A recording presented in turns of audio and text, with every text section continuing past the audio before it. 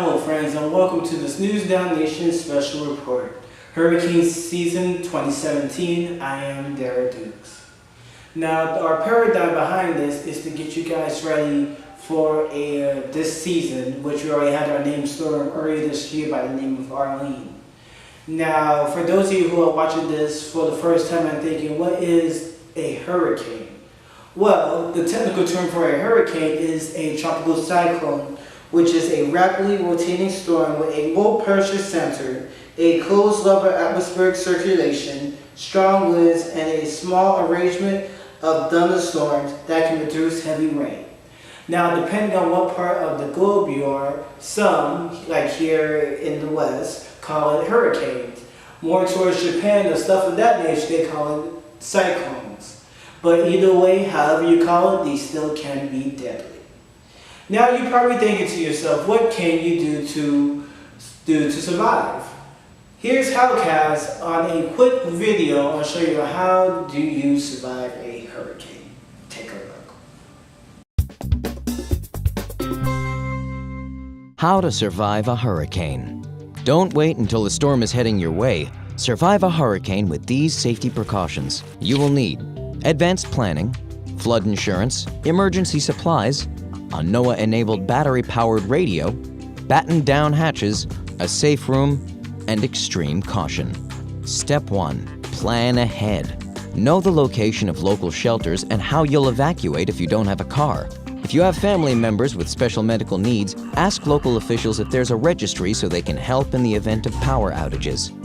Pick a place for family members to meet in case you become separated, and designate an out-of-town friend as the person everyone calls to report that they're safe. Get flood insurance if you don't already have it. Make sure you know how to shut off electricity, gas, and water in case you're instructed to do so. Step 2. Have the following supplies on hand at the start of hurricane season.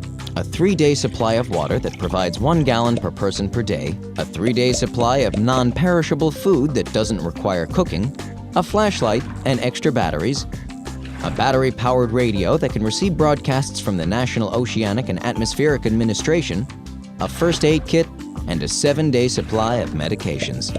The Atlantic and Central Pacific hurricane season runs from June 1st to November 30th. The Eastern Pacific is from May 15th through November. Step 3.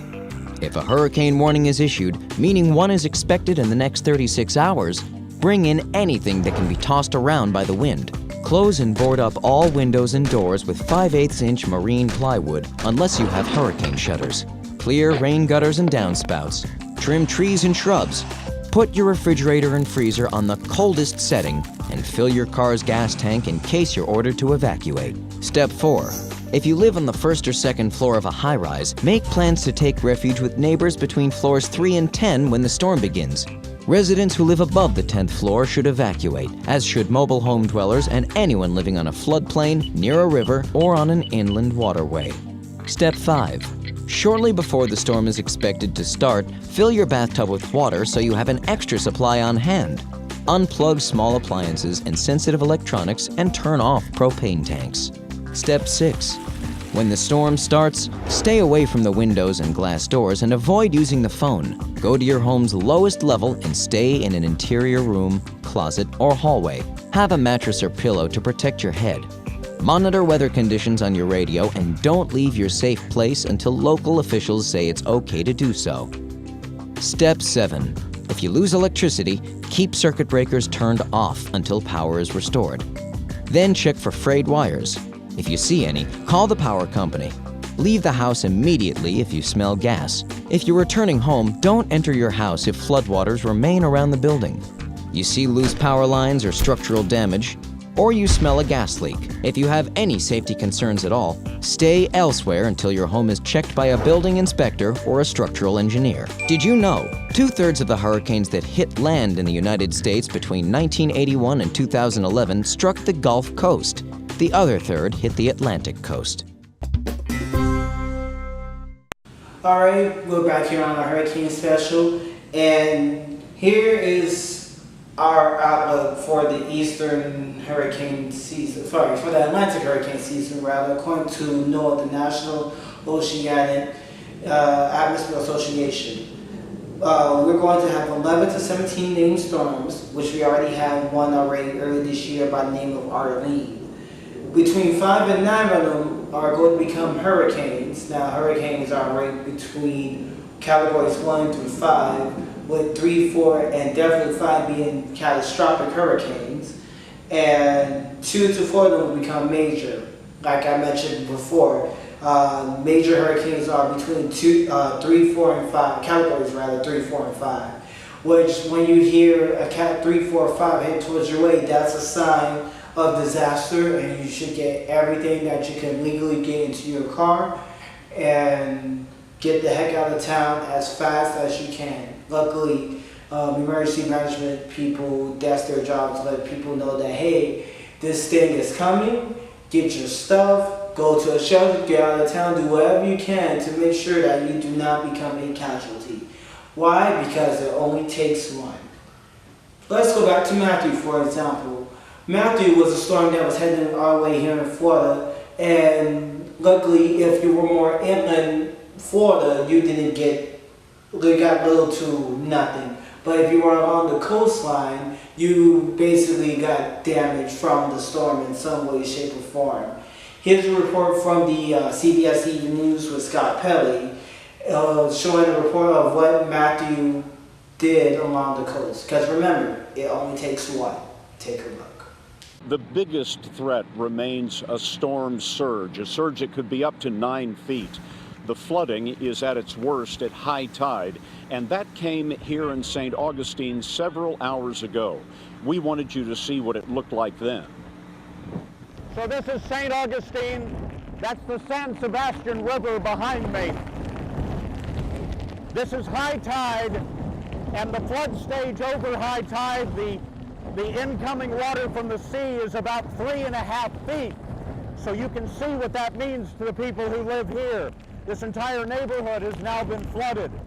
The Weather Service tells us that the highest gust of wind in St. Augustine was 79 miles an hour.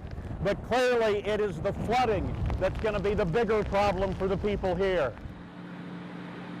We have a team of correspondents covering the hurricane. First, we'll go to Manuel Bojorquez, also here in St. Augustine.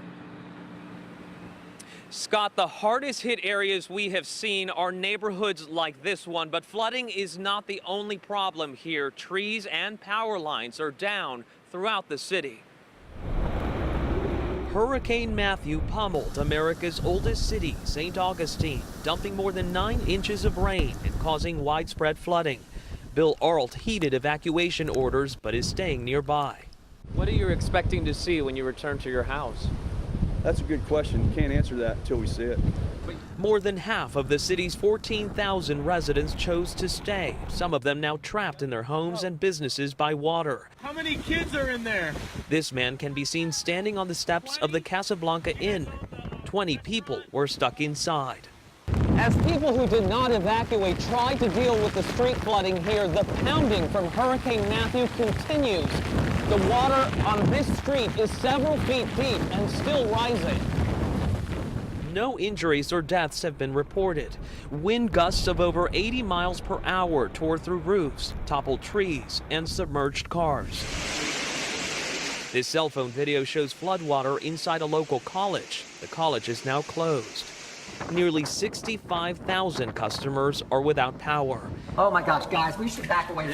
An hour south in Daytona Beach, the only thing that separated the storm surge and this home from being flooded was a glass patio door.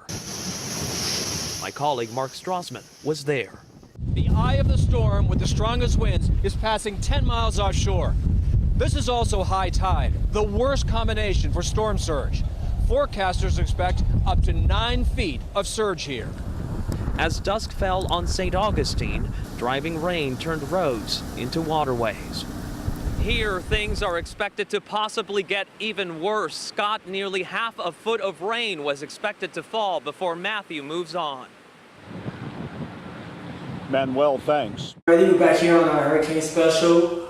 Just want to let you guys know, in the event of a hurricane, or I'll rephrase, a tropical cyclone comes towards Florida, anywhere between Central Florida and South Florida, I will provide up-to-date information when it becomes available, on what is closing, what is going to be open, stuff of that nature to keep you safe. Because again, it only takes that one hurricane to leave catastrophic damage.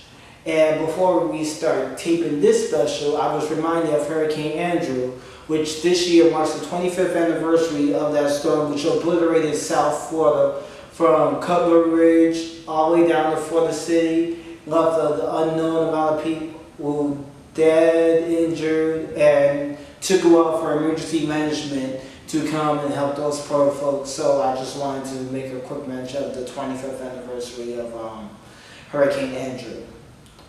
And on that note, thank you for watching this little hurricane special we have here for the News Now Nation. I am Darrell Dukes reporting, and until we meet again, friends, stay gold and stay safe.